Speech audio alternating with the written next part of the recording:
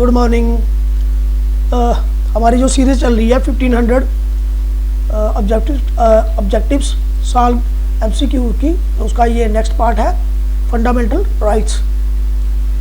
तो let us continue with it.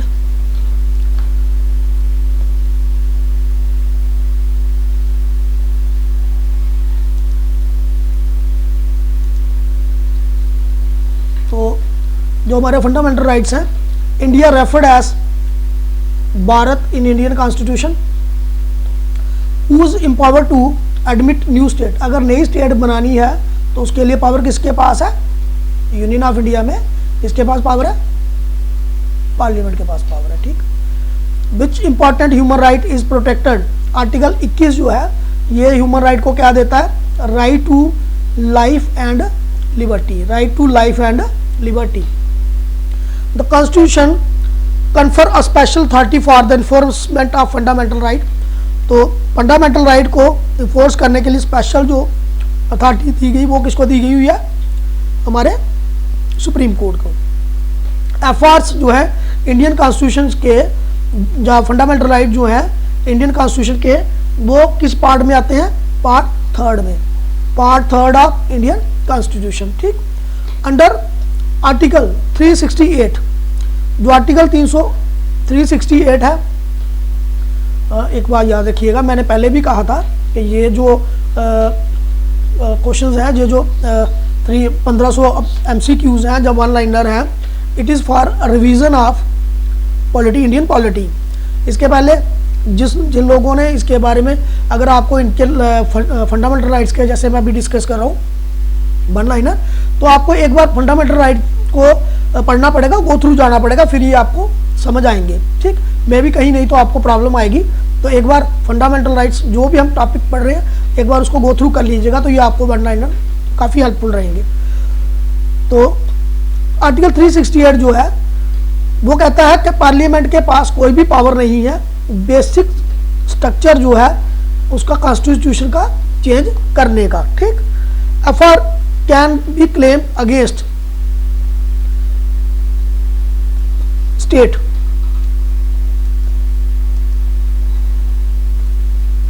FR which cannot be suspended even during emergency. कौन से fundamental right ऐसे हैं जो इमरजेंसी के दौरान भी आपसे छीने नहीं जाएंगे? Article 20 and 21। Article 20 and 21। तो next is class 1 of article 13 जो है ये किसको एप्लीकेबल है? प्री कॉन्स्टिट्यूशन लॉ, जो कॉन्स्टिट्यूशन बनने से पहले के लॉज थे। Original constitution classified fundamental right into 7 categories. तो ये इसने क्या किया था? फंडामेंटल राइट को 7 कैटेगरी में क्लासीफाई किया था, लेकिन अब एक कैटेगरी जो अब डिलीट हो चुकी है, अब रह गए 6 category. India desire for civil liberty started from the struggle for independence. कहाँ से? ब्रिटिश रूल से। India borrowed the idea of fundamental constitution में इनकॉर्पोरेट या डालने का जो फीचर है, ये कहाँ से लिया, कहाँ से बारो किया है? ये यूएसए से बारो किया हुआ है। कंसेप्ट ऑफ सिंगल सिटीजन ये ब्रिटेन से ली हुई है, हमने पहले ही पढ़ा। Dual citizenship in the union India वास के, ड्यूल सिटीजनशिप जो थी इंडिया में वो LM सिंघवी कमेटी ने वो रिकमेंड की थी, लेकिन इंडिया में एक ही सिंगल सिटीजनशिप है। Under which article Indian constitution citizen of एक पर्सन कैन बी डिटरमाइंड। तो वो कौन सा आर्टिकल है? Article 5। Article 5। Which article describes the person voluntarily acquiring the citizenship of a foreign state।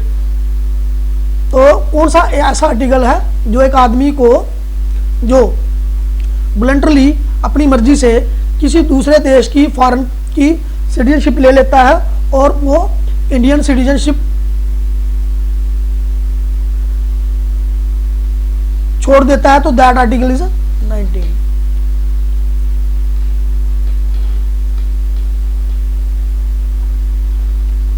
Who is authorized to lay down qualification to acquire the citizenship? तो he is president of India. President of India. Which of the following is qualification to acquire citizenship by naturalisation, तो वो है कि एक person जो है person service of government of India from 12 month, तो कम से कम 12 मंथ की सर्विस होनी चाहिए। F R not applicable to armed forces.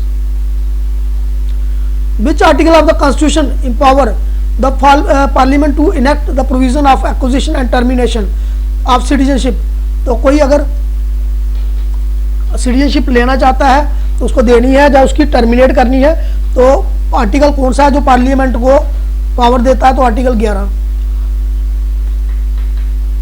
Bye which F R fundamental right protected, तो वो है right of constitution remedy. You have to write down in comment box right to constitution remedy किस article के तहत आता है। Right to property is a legal right but under the right to property जो है ये एक लीगल राइट है, लेकिन ये एक राइट टू प्रॉपर्टी जो है फंडामेंटल राइट नहीं है। Which of the following is not F R, right to property जो फंडामेंटल राइट नहीं है, ठीक। Which of the following has ceased to be F R in the Indian constitution, तो ये पहला right to property. Which among the following is not F R, fundamental right, right to strike भी fundamental right नहीं है। Which are, तो maximum controversy जो होती है राइट टू इसके ऊपर होती है राइट टू प्रॉपर्टी के साथ। The right to private property was dropped from the fundamental list, ठीक। ये 44th अमेंडमेंट एक्ट जो है उसके तहत ये डिलीट कर दिया गया था। Right to equally granted, right to equality granted to the Indian constitution does not include economic equality, नहीं आती इसमें। Equality before the law implies क्या कहता है, इक्वालिटी बिफोर लॉ क्या है कि absence of any privilege to any person. Equality, हर एक आदमी जो है कानून की नज़र में वो एक जैसा ही होता है, ठीक। Which resolution first time express the concept of equality before the law, तो वो स्वराज बिल में हुआ था।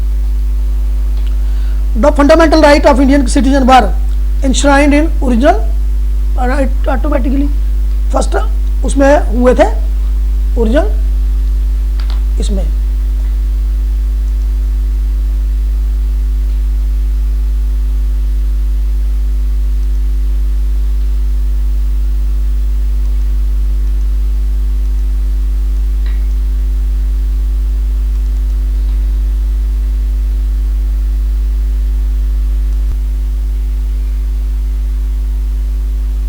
Sorry, due to an emergency call मुझे इसको रोकना पड़ा, तो let us start again.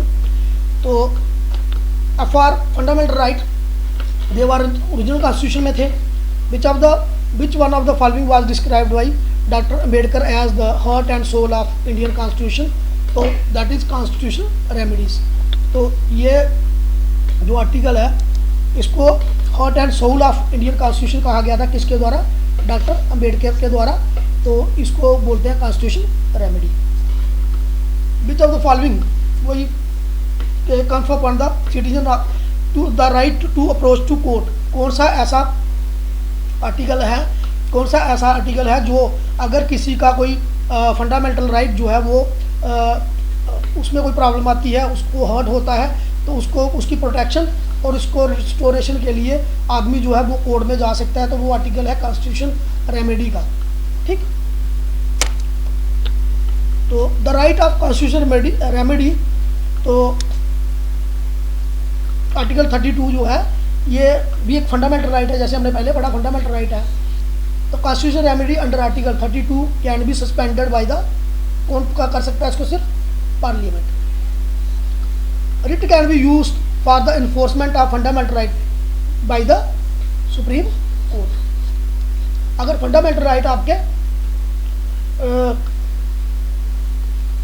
Hurt होते हैं या उसमें प्रॉब्लम आती है, तो उसके अगेंस्ट जो रिट जो है आप कहाँ फाइल कर सकते हैं, सुप्रीम कोर्ट में। विच one of the following fundamental right is restrained by the preventive detention act, तो राइट टू प्रिवेंटिव फ्रीडम है। Who enjoy the right to impose reasonable restriction on fundamental rights of Indian citizen, तो parliament. इसके ऊपर अगर कोई restriction लगा सकता है तो वो कौन लगा सकता है, ठीक, वो लगा सकता है अदर देन सुप्रीम कोर्ट भी लगा सकता है, सॉरी ये क्या पार्लियामेंट लगाता है। और सुप्रीम और किसके पास